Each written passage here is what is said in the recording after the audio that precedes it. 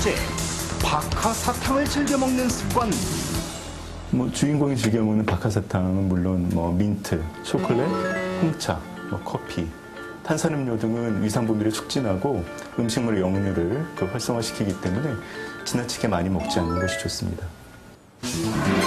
두 번째, 식후 엎드려 낮잠을 자는 습관. 식후에 바로 눕거나 엎드린 자세를 취하는 것은 가슴 통증 등의 소화기 증상을 유발할 수가 있습니다. 특히 이제 엎드리는 자세를 취하는 것은 위 내용물이 십이장 쪽으로 배출되는 것을 억제할 수가 있고 포만감, 더부룩함, 통증, 그다음 트림 등의 소화기 증상을 유발할 수 있으니까 될 수 있으면 피하시는 것이 좋습니다. 네. 그래서 휴식 시간에 잠깐 쉴 때는 엎드리는 것보다는 의자에 기대서 휴식을 취하시는 것이 좋겠고요. 눕기를 원하시는 분은 식후에 한 두세 시간 정도 있다가 눕는 것이 그 증상을 억제하는 데 도움이 되겠습니다. 바로 눕는 게 안 좋죠. 세 번째, 베개를 베지 않는 습관. 안 좋군요. 역류성 식도염 환자는 베개를 베지 않는 것보다는 침대 경사를 이용한다든가 베개를 이용을 해서 머리를 한 15에서 20cm 정도 높이는 것이 위산의 그러니까 역류를 억제하는 데 도움이 되겠습니다. 특히 이제 누우실 때는 오른쪽으로 눕는 것보다는 왼쪽으로 누우시는 것이 해부학적 구조상 그 음식물의 역류를 예방할 수 있으니까 더 좋다고 말씀드릴 수 있습니다. 왼쪽으로 누워 자는 거. 너무 매너 좋으세요. 그렇다면 주인공처럼 껌을 자주 씹는 습관은 어떨까? 역류성 식도염 때문에 속쓰림 등의 증상이 있으신 분들은 껌을 씹는 것이 증상을 완화시키는 한 가지 방법이 되겠습니다. 최근 미국에서 발표된 한 논문에 따르면은 껌을 씹는 경우에 그 위의 움직임을 촉진시키기 때문에 위의 내용물이 12장으로 내려가는 것을 활성화시키고 또한 그 침분비를 촉진시켜서 식도 내로 들어와 있는 위산을 중화시켜서 속쓰림 등의 증상을 완화시킬 수 있다고 발표한 바 있습니다. 흔히 식도가 타들어가는 것 같다는 표현을 할 만큼 심한 통증이 생기는 역류성 식도염. 그 치료법은 무엇이고 오랜 시간 방치할 경우 어떻게 될까? 역류성 식도염은 증상에 따른 치료를 하는데 비교적 치료가 간단해서 약을 한 2개월 정도 드시면 95% 정도의 환자에서 증상이 조절될 수 있습니다. 그렇지만 환자에 따라서 증상이 재발이 아주 잦으신 분들이 있습니다. 보통 약을 끊으면 3개월 정도 이내에 80% 정도의 환자가 증상이 재발한다고 알려져 있는데요. 그런 경우에는 약을 소량 계속 써서 유지요법이라고 합니다. 그래서 증상을 조절하시면 되겠습니다. 역류성 식도염은 정도에 따라서 이렇게 A, B, C, D 네 가지로 나눌 수가 있습니다.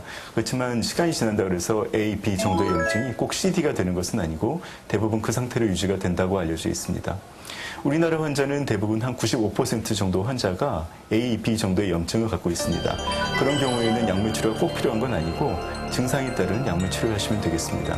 다음 나머지 5% 정도 환자가 C, D 정도의 이제 심한 식도염을 앓게 되는데요. 그런 경우에는 식도 협착과 같은 합병증이 나타날 수도 있고 심한 경우에는 식도암으로 발전할 수도 있다고 하니까 그때는 약물 치료가 필요하다고 할 수 있습니다. 그렇다면 어떨 때 역류성 식도염을 의심해 봐야 할까? 첫 번째, 트림을 많이 할 때. 두 번째, 식도로 신물 쓴물이 올라오는 증상이 있을 때. 세 번째, 목에 무엇인가가 걸려 있는 것 같을 때. 네 번째, 속이 자주 쓰릴 때. 다섯 번째, 가슴 아래쪽이 쓰리거나 타는 듯한 통증이 있을 때는 한 번쯤 의심해보자. 무심코 지나쳤던 당신의 잘못된 생활 습관, 당신의 건강을 빼앗아갈 수 있습니다. 어느 날 갑자기. 네. 자, 오늘 문제는 정말 어려웠나요? 아무도 못 맞추셨습니다. 예. 야, 역류성 식도염 오늘 제대로 또 공부를 해봤네요. 그렇습니다. 자, 저와 함께 건강해지시죠. 비타오븐 시작하겠습니다. 최고.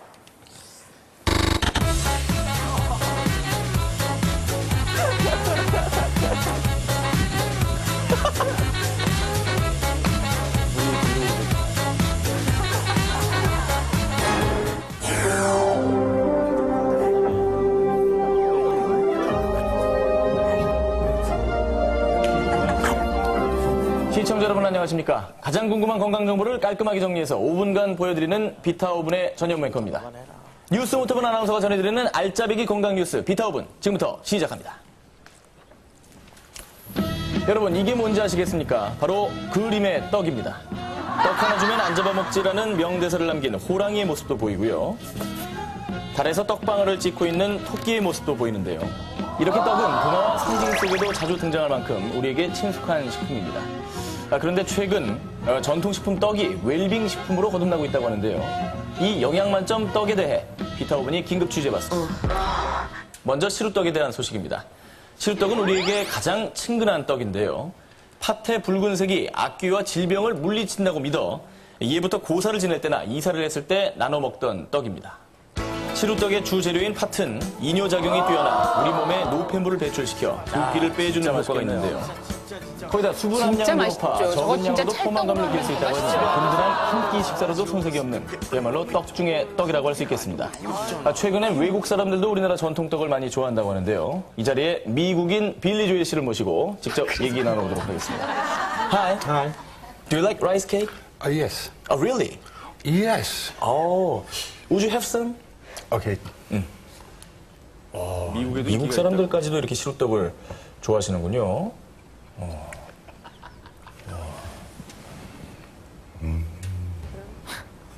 How do you like it? 이거 어느 시장에서 사왔어?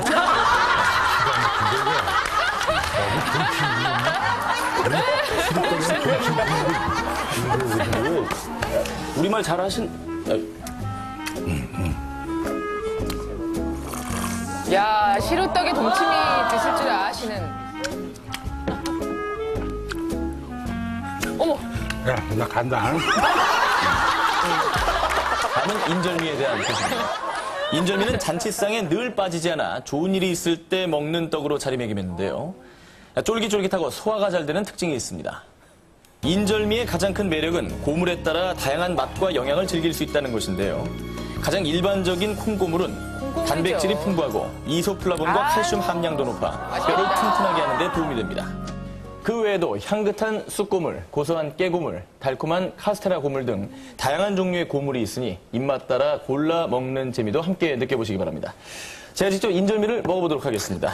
쫀득쫀득한 인절미는 이렇게 찢어서 먹는 게 제맛이죠? 한 입에 먹어야죠. 뭐 하는 거야, 지금? 이 맛있는 거 진짜 먹어. 아까 안 가셨어요? 아, 인절미 이런 거 이 맛있는 걸 놔두고 내가 왜 가니 미쳤니, 내가. 안 돼. 인절미는 총각김치랑 먹어야 되는데 총각김치는 없냐? 야, 정말 제대로다. 야. 정말 어떻게 먹어야 되는데? 내 총각김치를 이렇게 손으로 시원한 거 있잖아, 이런 거. 쫙 걸쳐갖고. 예. 어느새 말을 막 놓으시죠? 네. 어머, 어머. 툴툴 말아서. 거꾸로. 야. 그지야. 그지야. 야. 나.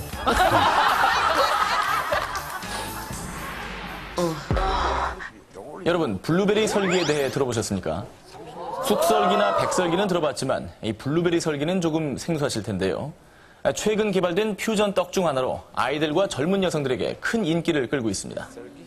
상큼하고 달콤한 맛이 일품인 블루베리 설기는 떡 케이크로도 많이 활용되는데요. 블루베리는 영양 또한 뛰어나 미국 타임즈 선정 세계 10대 건강식품에 뽑히기도 했습니다. 특히 안토시아닌 성분이 풍부해 노화 방지 효과가 있는 것으로 알려져 있는데요. 젊음을 위한 탁월한 선택이라고 전문가들은 입을 모으고 있습니다. 아니 깜짝이야. 아, 이거 블루베리 설기 아냐? 이거 참. 아니 지금 뉴스 하는데 뭐 하시는 겁니까 지금? 예? 아, 한리형. 떡 한 사발 하실래? 아, 형님. 나 이거 택배로 붙여줄 테니까 주소 좀 불러보소.